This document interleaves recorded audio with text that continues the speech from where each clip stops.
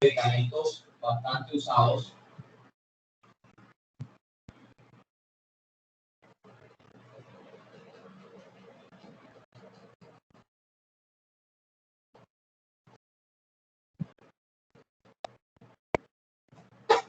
Es la mezcla de dos sustancias que en un tiempo eran sustancias solas y se mezclaron para dar origen a un solo medicamento.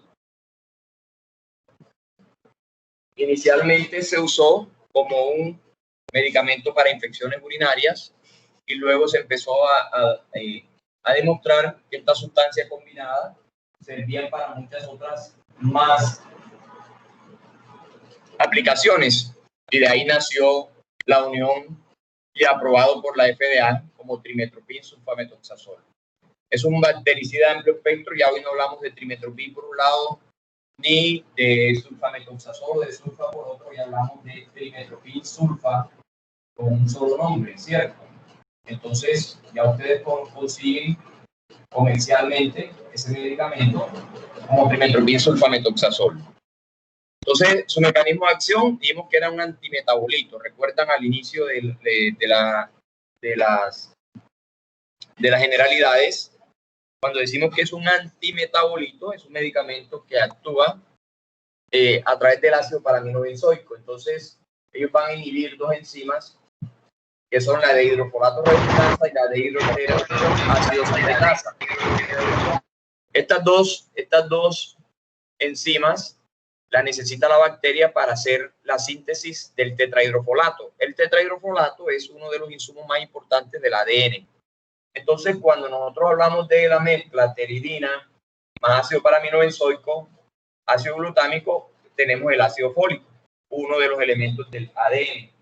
Entonces, en ese orden de ideas, cuando nosotros damos el medicamento, él va a inhibir la formación de ese ácido fólico. Si no se forma el ácido fólico, no vamos a tener insumo o la bacteria no va a tener insumo para actuar, y de esa manera nosotros vamos a tener la inhibición directa de la formación de ese ácido fólico. Entonces, por estar en un mecanismo que son metabolitos, este medicamento se clasificó, se le dio el nombre de antimetabolito como tal. Entonces, tiene muy buena absorción gastrointestinal, casi un 95%, y la relación es de 20:1 entre sulfamethoxazol y trimetoprim. Eso nosotros no tenemos que calcularlo, el medicamento viene dentro de su estructura química, y dentro de su presentación ya trae la relación bien organizada. Entonces nosotros lo vamos a dar de esa manera directa. El espectro, como lo pueden ver, es muy bueno. Algunas cepas de coco gram positivos, bacilos gram positivos, bacilos gram negativos, cocobacilos gram negativos y clamidia y Pneumocystis carini. Ahí tienen un amplio espectro de este medicamento. Y como les había dicho inicialmente, disculpe, lo que pasa es que se le escucha un poquito lejos. ¿Se escucha lejos? Ay, Dios mío, ¿qué haré yo hoy?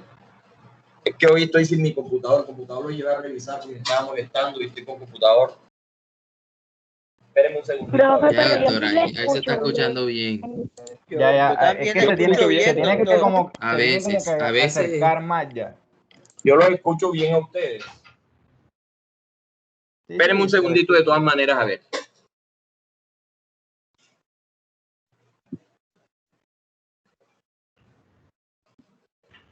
Mami.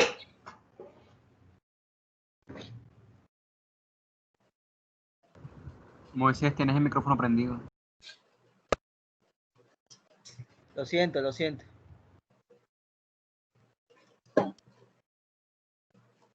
Bueno, entonces seguimos. Infecciones urinarias, les había dicho, entonces aplica para muchas infecciones. Sobre todo, infecciones del tracto urinario. Ya les dije que inicialmente se pensaba que este medicamento servía solo para las infecciones urinarias, y ahí ustedes ven muchas indicaciones clínicas asociadas a él.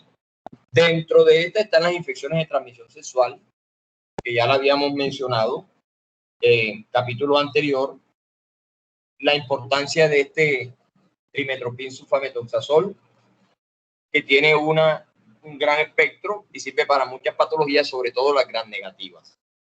Eso es clave. Tener en cuenta la toxicidad, pacientes con lesiones hepáticas graves, ojo con los niños prematuros y neonatos en las primeras 8 semanas de vida, y en la mujer embarazada hay que evaluar riesgo-beneficio, siempre tener en cuenta eso y tener en cuenta la parte directamente hematológica porque puede haber alteraciones como discrasia sanguínea, eso es importante. Ahí tienen la presentación, trimetrofin sulfametoxazol como Bactrim F tableta. Ahí viene de 160 a 80, 160 a 800, 80 a 400. Entonces ustedes, como pueden ver, ya viene con su presentación de trimetropin y de sulfa claro. Entonces cuando vamos a dar dosis en adulto utilizamos la dosis mayor, 160 a 800 miligramos. Y cuando es el niño, 80 a 400 miligramos. También vienen suspensiones y vienen en presentaciones en ampolla. Entonces, esas son las indicaciones y presentaciones de este medicamento. Aquí tienen la dosis para tracto urinario, infecciones de transmisión, para shigella, tracto respiratorio. Ustedes van a ir manejando dosis, eso lo van a ir aprendiendo poco a poco con respecto al manejo de este medicamento. Y en niños, ahí está también la dosis que vamos a calcular. Efectos adversos importantes. Ustedes ven, la mayoría son relacionadas con el sistema hematológico. Ahí les recomiendo el síndrome de Stevens-Johnson. El síndrome de Stevens-Johnson es una respuesta de hipersensibilidad generalizada, muy de la mano, muy asociada con este medicamento. Entonces hay que tener en cuenta esa parte. Las anemias aplásticas, granulocitosis, trombocitopenia, la hemólisis, todas tienen que ver con el sistema hematológico. Ya les había dicho que es una de las debilidades de este medicamento. Puede llegar a ser muy tóxica y por eso hay que tener mucho cuidado con él, sobre todo en los pacientes que tengan algún tipo de riesgo relacionado directamente con el uso de él. Y los mecanismos de resistencia también documentados, asociados a la DHFR, es un gen que codifica para esa enzima, la de hidrofolato reductasa, en donde nosotros vamos a encontrar la superproducción del ácido paraminobenzoico por una mutación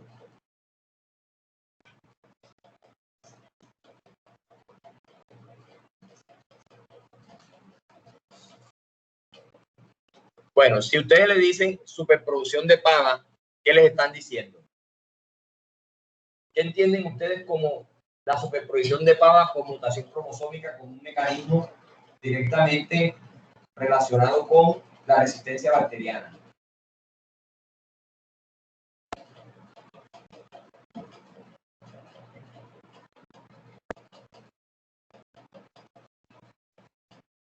¿Qué me dicen?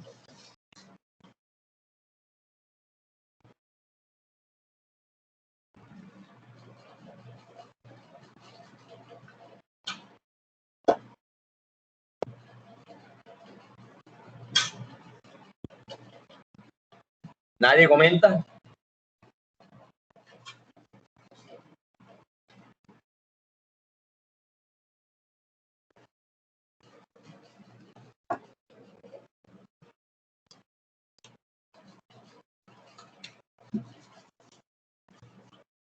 ¿Se fueron? ¿Fue la cosa?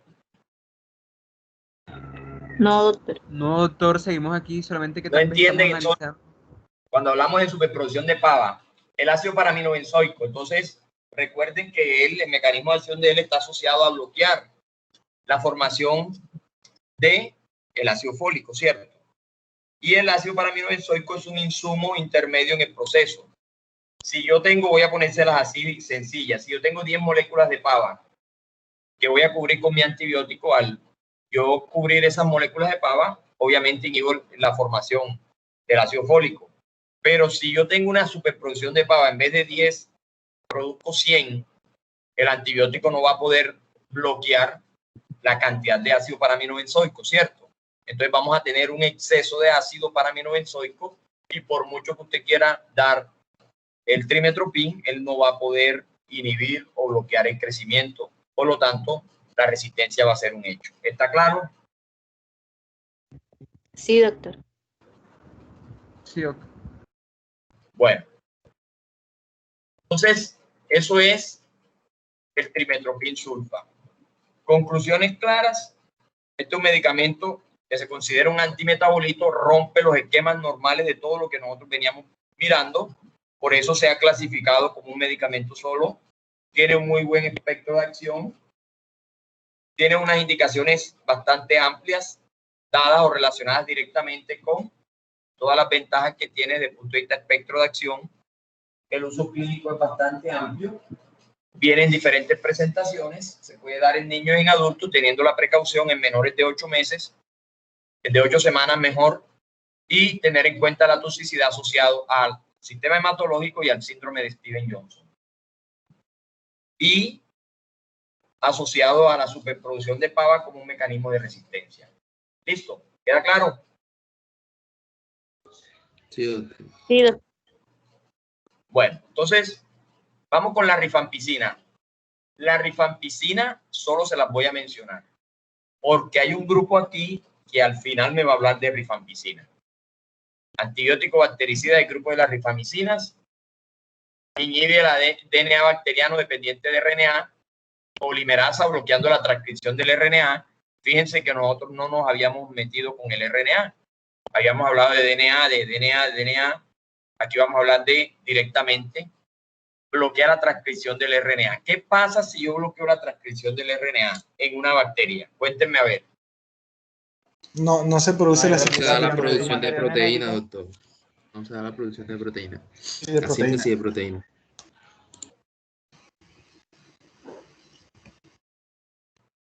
Listo. Entonces ahí vamos a tener esa limitante, ¿cierto? Se administra por vía oral, alcanza niveles promedio de 2 a 4 horas, se distribuye bien en diferentes tejidos, incluyendo pulmón, saliva, fluido peritoneal y pleural. ¿Por qué es importante eso? Atraviesa las meninges en un 10 a 20%, atraviesa la barrera placentaria, metabolismo hepático, y aquí está la razón: infección por Mycobacterium, incluyendo Mycobacterium tuberculosis y lepra. Entonces, ¿por qué le vamos a dar prelación a este medicamento cuando lleguemos a hablar de tuberculosis? Aquí va a haber un grupo que nos va a hablar de tuberculosis al final. Entonces, cuando hablemos de la rifampicina, ahí ustedes van a profundizar un poco más sobre la rifampicina. Entonces, un mecanismo relacionado directamente con el RNA, transcripción, y que tiene un espectro muy afín con los Mycobacterium, y por esa razón está dentro del esquema de tratamiento, sobre todo de la tuberculosis. Entonces, eso es clave tenerlo en cuenta. Entonces, vamos a ver los efectos adversos: dolor epigástrico, náuseas, vómito, reacciones de hipersensibilidad, leucopenia, hemólisis, pueden producir alteraciones renales, entre otros. Entonces, fíjense, este es un muy buen medicamento, pero que tiene una gran limitante: su espectro no es que sea tan amplio. Aquí está como rifampicina, como rifadin, cápsulas y suspensiones. Y como les digo, ahora que veamos tuberculosis, vamos a entrar en materia con mayor profundidad, el grupo que le toca hablar de la rifampicina en especial. Listo. Esos son los antibióticos que nosotros tradicionalmente hemos usado. Hay un grupo que lo llamaron nuevos antibióticos, pero realmente hoy eso no es cierto. ¿Y por qué no es cierto? Porque no son tan nuevos, porque la mayoría ya tienen varios años de estar descubiertos. Miren esta tabla y por ahí ustedes se darán cuenta de lo que estamos hablando. Aquí hay medicamentos en rojo, como el Linezolid, que ya va a tener 20 años de estar en el comercio, de estar aprobado por la FDA. El ertapenem, que ya pertenece al grupo de los carbapenémicos. Vamos a hablar de la dactomicina, la vamos a ver hoy. Vamos a hablar de la tigeciclina.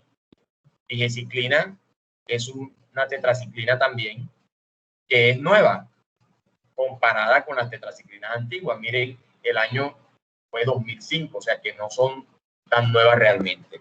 Y empezamos hablando de las oxazolidinonas. En este grupo vamos a hablar de un medicamento en especial que se llama Linezolid, Y aquí empezamos nosotros a ver otras opciones terapéuticas con respecto al manejo de algunas patologías que no teníamos mucha opción terapéutica, sobre todo con microorganismos gram positivos. Ustedes me están escuchando bien, ¿cierto? Sí, doctor. Sí. Perfecto. Entonces tenemos el linezolid. Miren lo que dice, útil contra bacterias gram positivas multiresistentes.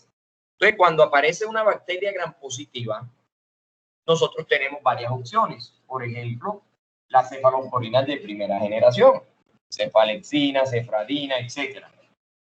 Pero en ese orden de ideas, nosotros también tenemos la vancomicina, recuerden, pero cuando hay resistencia a meticilina, eso es una opción, y cuando ya no podemos ni con lo uno ni con lo otro, aparece esta opción, como el linezolid, muy importante en bacterias resistentes, por eso no podemos usarla cuando no hay resistencia. Inhibe selectivamente la síntesis de proteínas. Aquí vamos a hablar que va a impedir la formación del complejo funcional 70S, o sea, se une al ribosoma bacteriano su unidad 50S. ¿A quién se parece? Recuerden, macrólidos, lincosamidas, cloranfenicol, por ejemplo, que la estreptogramina, que actúan en la subunidad mayor, ¿cierto? Entonces, este medicamento también inhibe la síntesis, pero va a impedir la formación del complejo. Recuerden que la subunidad mayor 50 con la menor 30 forman el complejo y ese complejo nos va a llevar a la síntesis. Ellos van a evitar eso uniéndose directamente a la subunidad 50S. Ese es un punto clave a tener en cuenta, un mecanismo de acción muy claro.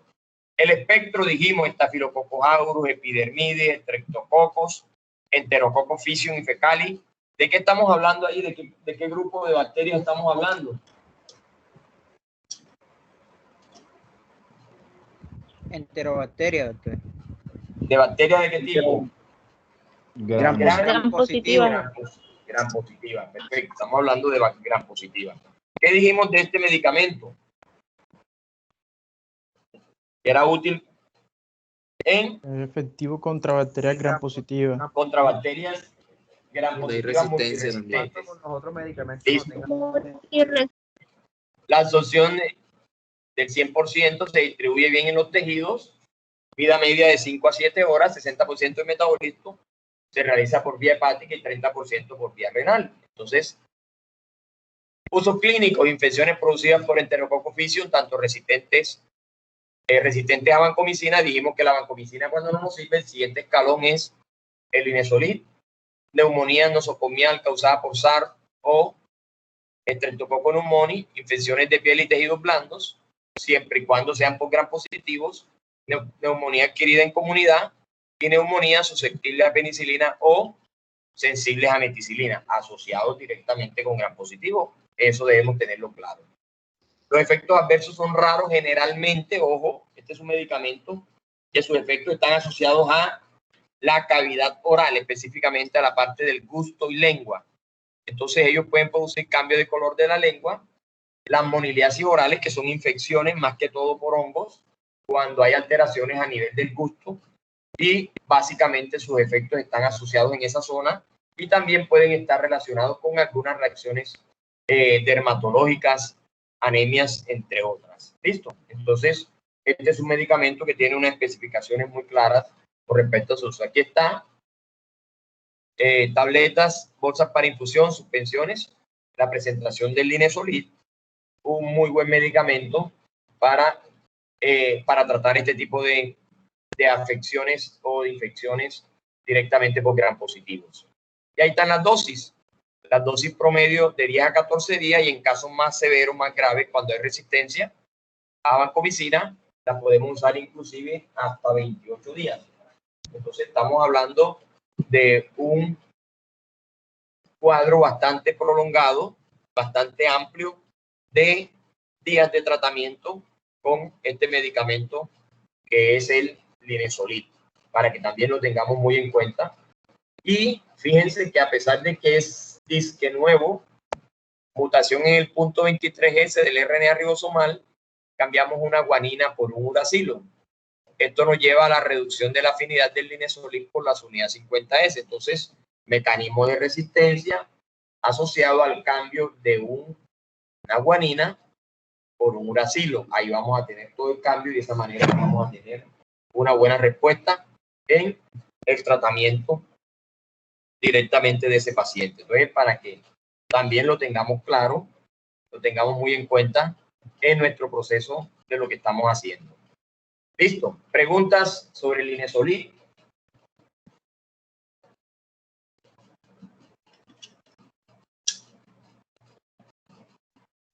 No, doctor. ¿Todo bien? Sí, doctor. Todo bien, Bueno. doctor. Entonces, Sí.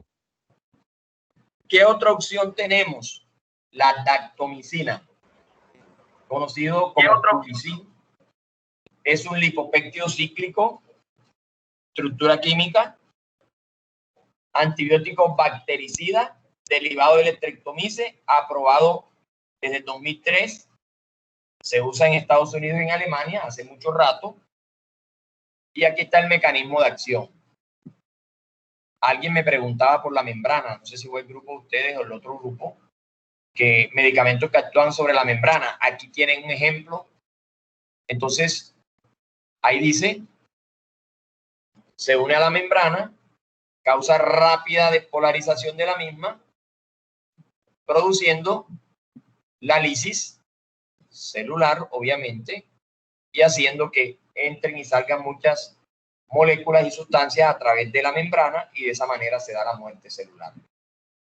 ¿A quién se parece este mecanismo? A ninguno de los que hemos visto, es completamente diferente.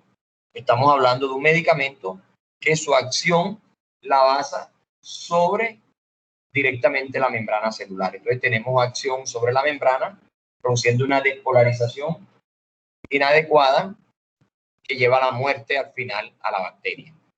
¿Está claro? Entonces se pega a la membrana, causa una rápida despolarización, cambia los potenciales de la misma, produce entrada y salida de sustancias y produce la muerte de la bacteria. Ese es el mecanismo de acción de este medicamento que es la dactomicina. Pero miren esto, activo exclusivamente contra gram positivos. Entonces, habíamos visto que para gram positivos había unos por allá, incluimos la vancomicina, incluimos el Linezolid o la oxazolidinonas y ahora incluimos otro que es la dactomicina. Pero miren esto, Staphylococcus aureus meticilino resistente, Streptococcus piógenos, fecales sensibles a vancomicina, fecalificium resistentes a vancomicina, a epidermidis o hemolíticos. Entonces, fíjense que estamos ante otro medicamento que tiene una opción muy buena, una elección muy buena para gram positivos, sobre todo gram positivos multiresistentes. Poca absorción oral, a diferencia del anterior, este se absorbe muy poco por vía oral. Debemos administrarlo por vía intravenosa. Debemos hacer la fijación directamente. La bacteria tiene una alta fijación a proteínas plasmáticas, semivida de 8 a 9 horas y eliminación urinaria. Entonces, ahí vamos viendo las bondades de él. Se distribuye principalmente en tejidos bien vascularizados, atraviesa en poca cantidad la barrera hematoencefálica y placentaria, y ahí tienen el volumen de distribución que se sitúa entre 0,1 litro por kilogramo. Este es un muy buen medicamento también. Usos clínicos, infecciones de piel y tejidos blandos complicados, ya saben, por gram positivo, tratamientos de infecciones complicadas, multiresistentes, especialmente por coco gram positivos, bacteriemia por Staphylococcus aureus resistente a meticilina con o sin endocarditis. Entonces, ¿qué estamos diciendo? Estamos diciendo que estamos al frente de un medicamento que tiene un muy buen espectro para gram positivos, que lo centramos ahí su fuerza directamente en ese grupo de medicamentos. ¿Listo? En ese grupo en ese grupo de microorganismos, sobre todo gram positivos. Los efectos adversos: estreñimiento 6,2%, náusea 5,8%, reacciones locales en el punto de inyección y cefaleas. Son efectos adversos bajos realmente en general. Y ahí está la presentación de la dactomicina. Viene como Cubicin, polvo para infusión de 500 miligramos. Ya dijimos que lo vamos a colocar. Esperemos un segundito.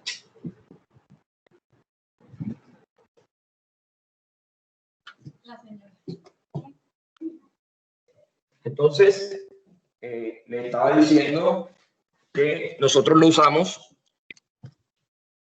de manera muy importante, esa es su indicación principal.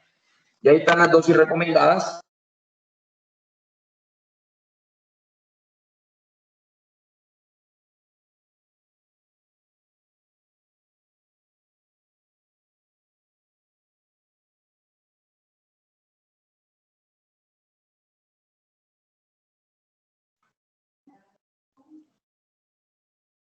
Se me había ido la conexión.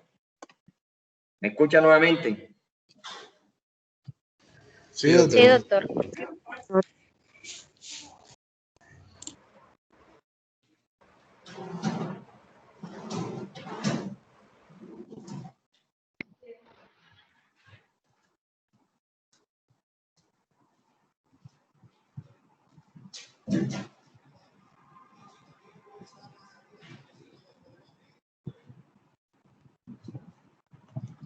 Bueno, entonces continuamos. Tenemos la tigecyclina. La tigecyclina, ¿qué será la tigecyclina? Una tetraciclina. Es una tetraciclina modificada. Quiero que eso lo tengan en cuenta. Cuando hablamos de modificada, quiere decir que tiene unos cambios en la estructura, sobre todo en los radicales. Entonces, este es un medicamento muy importante para que nosotros lo tengamos en cuenta. Y habíamos dicho que las tetraciclinas tenían un espectro muy bueno. Vamos a ver qué decimos con respecto a esto. Mecanismo de acción. ¿Cuál era el mecanismo de acción de las tetraciclinas? ¿Me la recuerdan?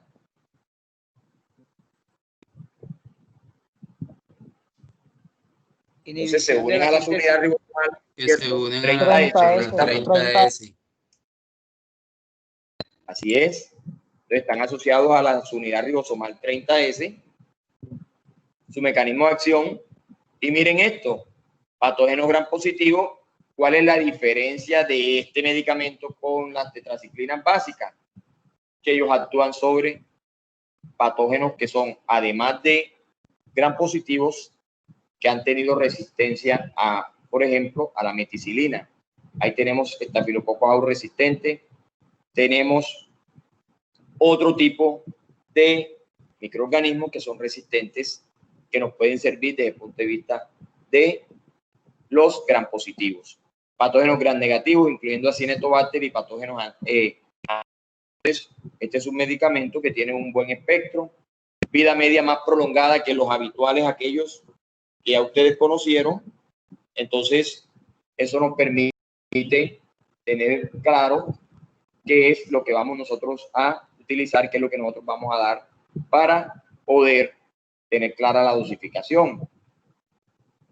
Proteínas, su unión a proteína de 68%, metabolismo hepático, secretan por heces y orina en general. Y los usos clínicos de él: infecciones de piel y tejidos blandos complicadas, infecciones intraabdominales complicadas. Entonces ahí tienen ustedes las opciones para todos estos gram negativos y para, en este caso, gram positivos.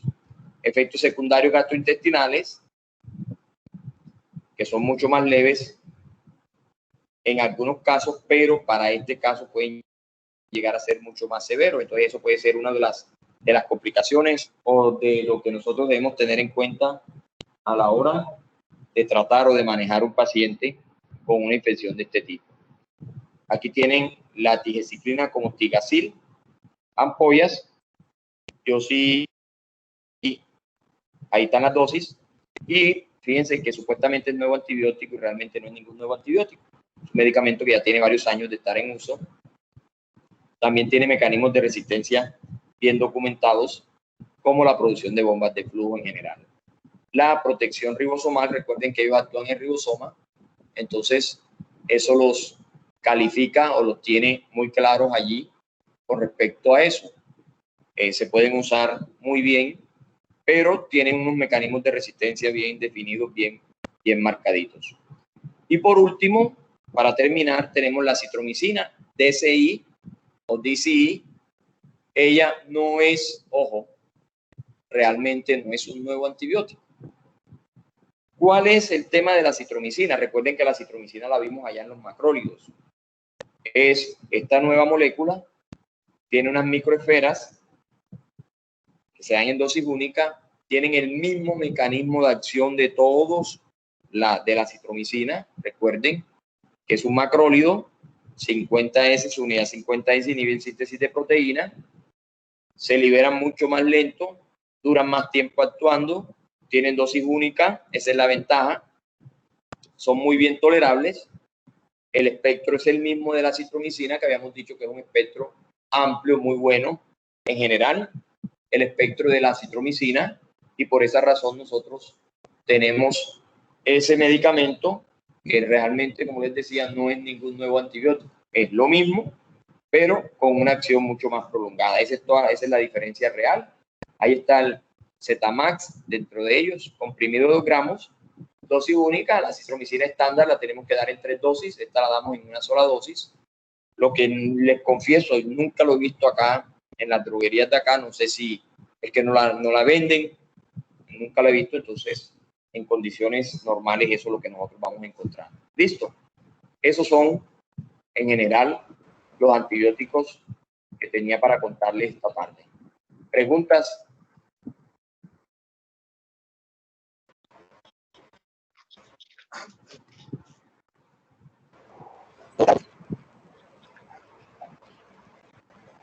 Bueno, tengo 2 tareitas. Vamos a hacerlas en 5 minutos ambas. Vamos con la primera.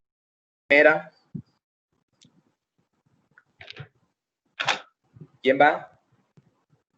Previa prueba de sensibilidad negativa. Síndrome del hombre rojo, doctor. Ve tú primero, Carlos, que tengo las tuyas allí. Pregúntame, por favor. Hágale. ¿Quién va?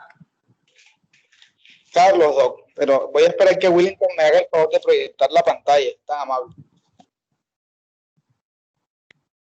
Listo. Hágale. Doctor, mientras pasa esto, yo quisiera preguntarle algo. Y es que algo que a veces me pongo a pensar. Y es que ¿quiénes realmente son los invasores?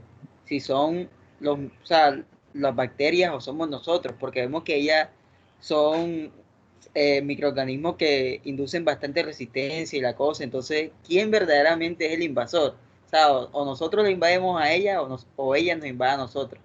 ¿Qué dice usted respecto a esto?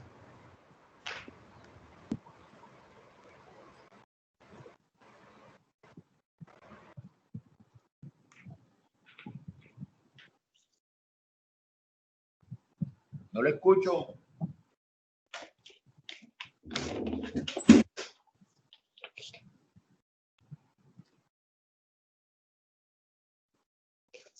No lo escucho.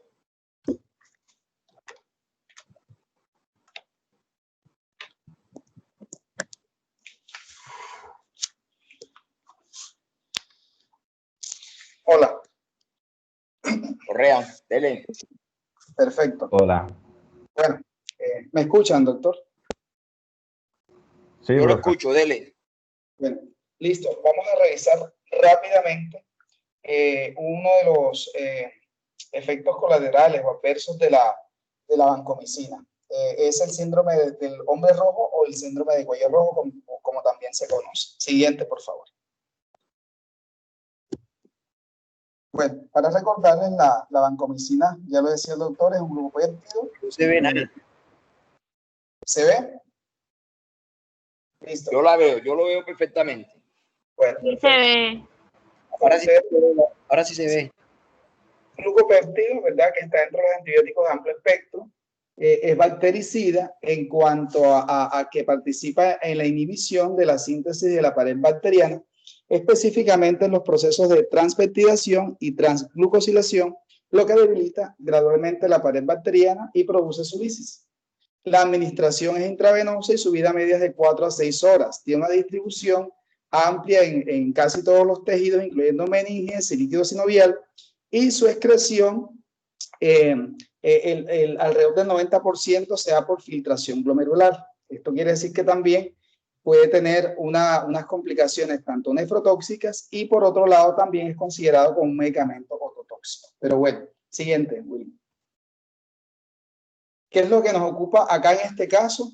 Que la infusión rápida, y está bastante documentada, está bastante estudiada, puede producir lo que llamamos el síndrome del hombre rojo o síndrome del cuello rojo. Aquí está la presentación de la vancomicina que viene en frasco ampolla liofilizado por 500 miligramos. Siguiente, por favor. ¿Qué es lo que se produce específicamente? Aquí están las principales manifestaciones clínicas que ya se las voy a explicar. Parestesias, prurito intenso, erupción maculopapular, como ustedes pueden ver en la parte superior del cuello, cara y extremidades. Siguiente. También podemos encontrar edema generalizado, hipertermia, hipotensión arterial, taquicardia o bradicardia. Siguiente. Siguiente. Willington, siguiente, por favor. Bueno, ¿y cómo pasa esto mientras Willington coloca la otra diapositiva? Por estimulación a nivel de los mastocitos, estimulando su degranulación. Como sabemos, los mastocitos dentro de sus gránulos podemos encontrar diversas, aquí está la diapositiva, citoquinas, ¿verdad? Así como vemos acá, leucótrienos, prostaglandinas, que básicamente, ¿qué es lo que van a hacer? A producir las manifestaciones clínicas que les mencioné hace un rato, incluyendo una lesión a nivel del músculo liso bronquial y puede producir una broncoconstricción. Como ven ahí también puede producir aumento de la secreción y bueno, eso. Siguiente, por favor.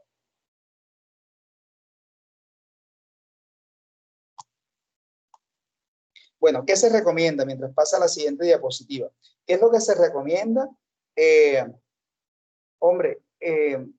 Infundir o prepararla en solución salina o cloruro de sodio al 0.9% o solución glucosada. También puede diluirse en lactato de Ringer, pero siempre, así como dice en color rojo, ustedes pueden observarla siempre en infusión intravenosa. La concentración final de la solución debe ser menor a 5 miligramos por mililitro para administración periférica. ¿Qué significa esto? Que la dilución mínima, como vamos a ver en un cuadrito que les tengo más adelante, es en 100 mililitros. Es decir, la vancomicina jamás se puede administrar en menos de 100 mililitros de solución glucosada, de solución al cloruro de sodio al 0.9% o lactato de Ringer. Y la velocidad de infusión debe ser hasta los 10 miligramos por minuto. Esto se consigue a través de una bomba de infusión, que eso lo verán en el área clínica. Siguiente.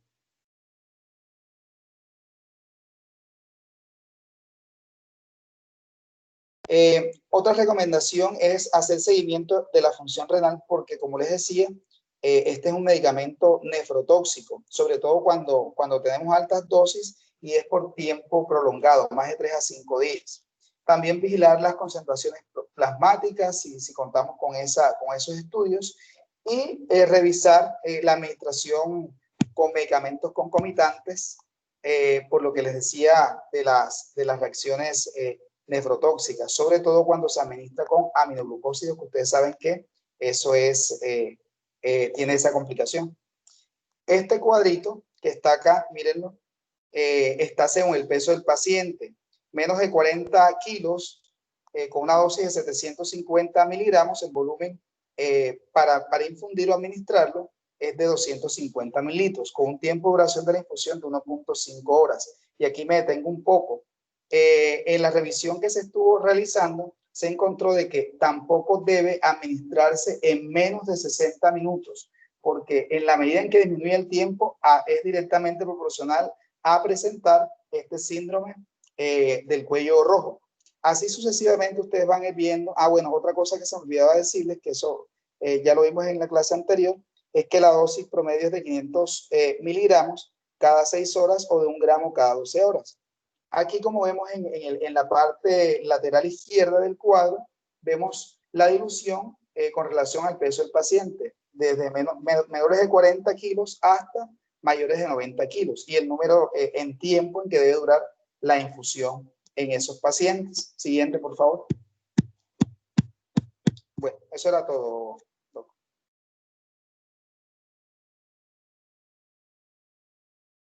¿Alguno quiere preguntar algo del grupo? ¿Alguno de los compañeros? Yo vi todo muy claro, muy bien. Esa es la idea, precisamente. Entonces, Correa, la idea es que usted le comparta esa presentación a todos sus compañeros y me la envía a mí también, ¿oyó? Listo, doctor. ¿Cómo no? Sí, señor. Gracias. Perfecto. Bueno, vamos con... Profe, una pregunta. Bueno, no sé si hay preguntas. Sí, preguntas. Claro, pregunte a ver. O sea, en este caso, de pronto que si estos son los efectos que produce este medicamento, pues uno podría optar de no dar el medicamento como tal a la persona, o si se da bajo estas recomendaciones pues que el profe nos dijo acá. Doc, con relación, Jailin, con relación a eso, Doc, está documentado, Doc, de que eso se produce cuando se da la infusión rápida del medicamento. En otros casos se puede optar también por hacer una desensibilización con antihistamínicos, bloqueadores H1 o también con corticosteroides, que pudiera ser otra opción. No sé el doctor qué dice. Bueno, listo. Recuerden algo. Lo primero que ustedes deben tener claro es que estas son respuestas idiosincrásicas que se pueden presentar de manera inoportuna e inesperada. Si usted le pregunta a un paciente, ¿a usted le han colocado alguna vez vancomicina? Sí, mire que yo, y es una reacción, usted no tiene por qué volvérsela a poner al paciente. Ese es lo primero. Es diferente cuando usted va a colocar el medicamento por primera vez sin el antecedente.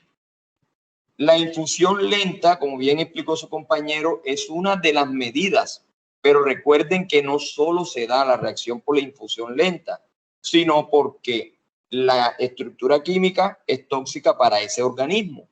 Entonces, cuando se suma la infusión rápida más la toxicidad del medicamento, se da la respuesta severa, que es lo que tenemos que evitar. El uso de sustancias que nos disminuyan las respuestas inflamatorias, las respuestas alérgicas, como bien comentaba su compañero, los antihistamínicos que ya los vimos, y algunos medicamentos que van a disminuir la liberación de sustancias mediadoras de la inflamación y de las alergias. Eso es válido, pero eso no se puede hacer como profiláctico porque generalmente no te da ninguna respuesta. Tú lo utilizas como post-tratamiento cuando se presenta la lesión, ¿de acuerdo?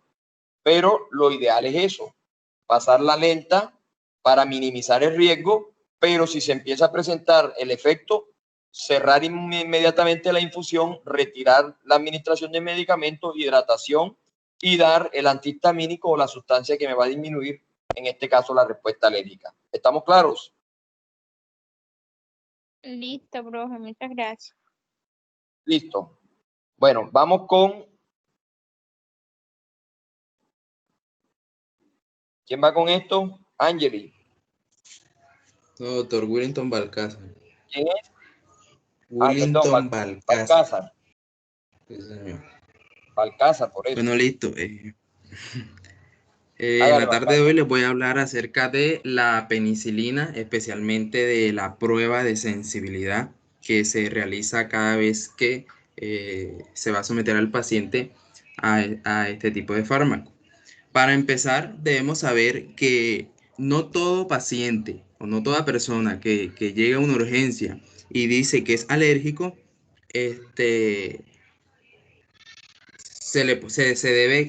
siempre tenemos que tener ahí la duda como tal. ¿Por qué? Porque la mayoría de los pacientes, y ya en estudios que han realizado, en los que estuve leyendo, el 80% y al 90% de estos pacientes dice que son alérgicos a la penicilina, pero es porque o la mamá en algún momento le dijo, o algún familiar que eran alérgicos, o se le realizó el procedimiento.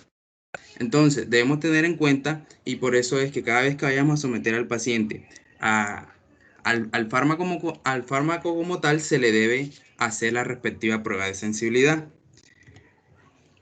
Me dicen cuando pase a la segunda, porque está como lento el... Entonces, el objetivo de la prueba de la sensibilidad a la penicilina, ¿cuál va a ser? Va a ser identificar reacciones de hipersensibilidad a este medicamento. Ya pasó. Ahora, listo. Entonces, esto también sirve como una prueba diagnóstica, porque en su momento el paciente me va a servir como diagnóstico porque voy a verificar si el paciente es alérgico o no es alérgico a la penicilina como tal. Entonces, dentro de la estructura química, ¿por qué se las traigo? Porque saben que la penicilina dentro de su estructura química está formado por el anillo tiazolidina, el que está en color azul, el anillo beta-lactámico que está en color amarillo y la cadena lateral. Algunos pacientes son alérgicos o van a ser alérgicos al anillo beta-lactámico y otros van a ser alérgicos a la cadena lateral. Entonces, por eso es que está indicado que cada vez que vayamos a someter al paciente se le debe hacer la prueba de hipersensibilidad, por lo que o puede ser alérgico a la cadena lateral o puede ser alérgico al anillo beta-lactámico, que es el que mayor presenta reacciones de hipersensibilidad, el anillo beta-lactámico. Entonces, es importante que nosotros tengamos en cuenta esto para saber que nunca se debe someter a ningún paciente sin antes de realizar la respectiva prueba adecuadamente. Entonces, para esto tenemos que la preparación de la prueba se debe usar que la penicilina G sódica cristalina de 1 millón de unidades internacionales. Ahí está la presentación. Ahí está la presentación como la vemos allí, penicilina G sódica cristalina de 1 millón de unidades internacionales. Para esto vamos a usar unos materiales que va a ser la penicilina como tal, la ampolla. Vamos a necesitar solución salina, vamos a necesitar también la jeringa de 1 cc y jeringa de 10 cc como principales, porque además de eso vamos a necesitar dónde depositar el desecho y lo demás, pero principalmente estos materiales. Y para esto vamos a realizar 5 diluciones para lograr al final tener con lo que yo voy a realizar la prueba, que va a ser el 0,1 cc de la solución salina, tengo que realizar 5 diluciones como tal. Entonces, para empezar, la dilución es preparar el vial. El vial es diluir la penicilina G sódica de 1 millón de unidades en 10 cc de solución salina. Aquí es donde voy a utilizar yo la solución salina al 0,9% para diluir la ampolla como tal. Y al final, ¿qué voy a tener en esta primera dilución? Voy a tener una mezcla de 100.000 unidades de penicilina cristalina por cada 1 mililitro. ¿Ya? Entonces tengamos en cuenta esta parte, que voy a tener 100.000 unidades de penicilina cristalina por cada 1 mililitro. La segunda dilución, miren que vamos a extraer del vial de la ampolla que ya está diluida 1 cc, como vemos ahí en el video, la animación que se está reproduciendo, 1 cc de solución que va a equivaler a esas 100.000 unidades de penicilina. Entonces, y después, ¿qué vamos a hacer? Vamos a descartar. ¿Sí se está reproduciendo el segundo video? ¿Sí? No. Sí, Willington. Sí. Miren, aquí en el segundo video vemos que una vez ya yo haya seleccionado de ese vial inicial 1 cc en la jeringa de insulina, voy a descartar 0,9 cc, quedándome ¿cuánto? 0,1 cc con 10.000 unidades de penicilina. Listo. Para empezar en la segunda dilución. Como tercera dilución, miren que vamos a tener. En la tercera dilución vamos a empezar con 10.000 unidades internacionales de penicilina en un cc. Listo. De ahí que voy a hacer, voy otra vez a coger o a adicionar 0,9 cc de solución salina para tener en esa jeringa de un cc 10.000 unidades de internacionales en un cc. Y posteriormente a eso, vuelvo y desecho 0,9 cc, quedando en la jeringa como tal 0.1 cc con 1.000 unidades internacionales. Listo. Si tienen alguna duda, me van diciendo porque siempre tiende a enredar esto. Listo. Entonces, desde la tercera dilución vamos a pasar a la cuarta dilución. ¿A partir de qué? De 0.1 cc de solución salina con 1.000 unidades internacionales. Entonces, pasamos a la cuarta dilución, donde vamos a partir de lo que teníamos allá de la tercera dilución con 0.1 cc con 1.000 unidades internacionales de penicilina. Listo. A partir de esto, ¿qué vamos a hacer? Vamos a adicionarle nuevamente con solución salina 0,9 cc para completar ¿qué? Un cc con 1.000 unidades de penicilina. Y así posteriormente a esto, ¿qué voy a hacer? A desechar los 0,9 cc para tener al final de esta dilución 100 unidades internacionales de penicilina. ¿En cuánto? En 0,1 cc. Listo, entonces mira que llevamos ya 4 diluciones. Y en la quinta y última, ¿qué vamos a hacer? Tenemos 100 unidades internacionales de penicilina en 0,1 cc. Voy otra vez a agregar, adicionar 0,9 cc de solución salina. 0,9 cc de solución salina para tener ¿cuánto? 100 unidades internacionales de penicilina en un cc. Y luego desecho 0,9 cc, quedándome como tal en la jeringa 0,1 cc de penicilina con 10 unidades internacionales, que ahí es donde esta es la que yo voy a tomar para realizar la prueba.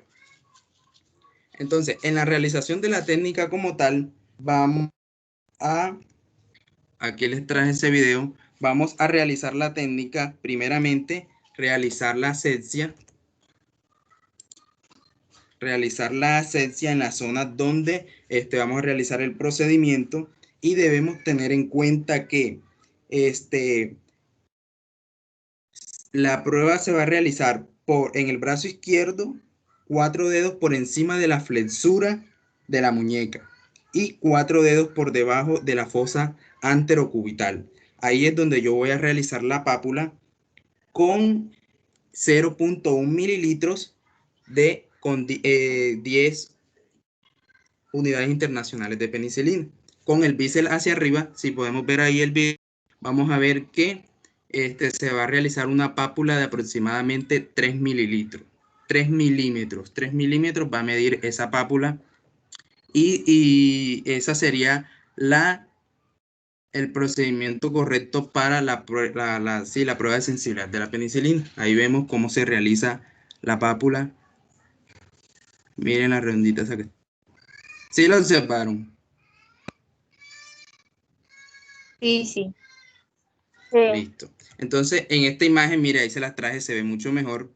3 milímetros de diámetros mide aproximadamente la pápula. Bueno, a partir de esto, ¿qué voy a hacer? Se realiza la lectura. El auxiliar como tal lo que va a hacer es encerrar eso con un lapicero con un lapicero y poner la fecha y la hora.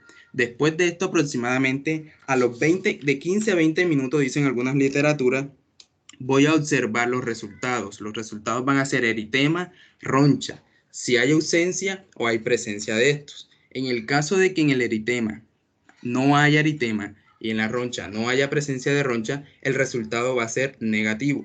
En el caso de que el eritema sea menos de 20 milímetros y la roncha sea menor de 5 milímetros, el resultado va a ser negativo. Teniendo en cuenta el eritema, si es mayor a 20 milímetros y la roncha es mayor de 5 milímetros, el resultado va a ser positivo. Entonces, allí tendríamos como tal el diagnóstico para esa penicilina. para la penicilina G sódica cristalina. Entonces, como para finalizar ya las recomendaciones, 1, debe realizarse a todo paciente independientemente de la edad que se vaya a someter a este tipo de fármaco.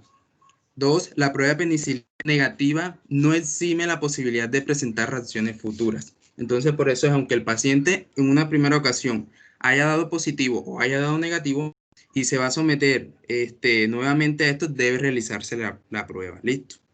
Y también es que podría existir falsos negativos en aquellos pacientes que están tomando medicamentos antihistamínicos, ya porque se va a inhibir como tal esta reacción de hipersensibilidad en el caso que sea positivo. Y como último, recordar que según el decreto 2330 del 2006, recordar que la realización de la prueba de penicilina está prohibida en las farmacias y en las droguerías. Listo, entonces era todo lo que tenía para ustedes.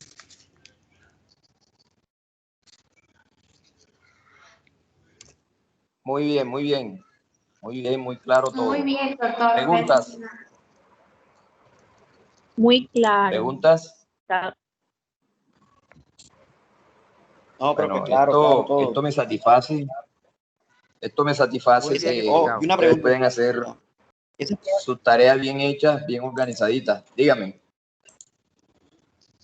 Esa prueba que se realiza ahí es como la prueba de la tuberculina. No, ese es otro tema que vamos a ver ahora que veamos tuberculosis, ¿yo? Para no adelantarnos, Bueno. no, esto es diferente. Pues la prueba de tuberculina es una prueba más diagnóstica y esta es una prueba de sensibilidad. Son completamente diferentes, ¿oyó? Listo. Gracias. Bueno, muchachos, entonces muy bien, con esto damos finalizada la clase. Finalizado el capítulo, ya saben, el martes, Dios mediante, nos vemos para poder iniciar las presentaciones, las exposiciones de los grupos. Vamos a ver, la idea es revisar dos grupos por día. Depende cómo esté la cosa. Deben prepararse muy bien todos. Recuerden, cámara encendida todo el mundo. El que no tiene cámara tiene hasta el martes para arreglar su problema.